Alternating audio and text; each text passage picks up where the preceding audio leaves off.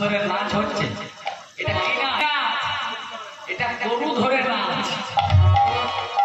এটা গরু ধরে নাচ নয়, এটা গরু ধরে নাচ। এটা কি নাচ হলো বোঝা তারা? ওরকম ভাবে নাচলে হবে না। কেমন ভাবে নাচবে জানো? নাচড়িবে গন্ড মুন্ড মকুরের কড়া।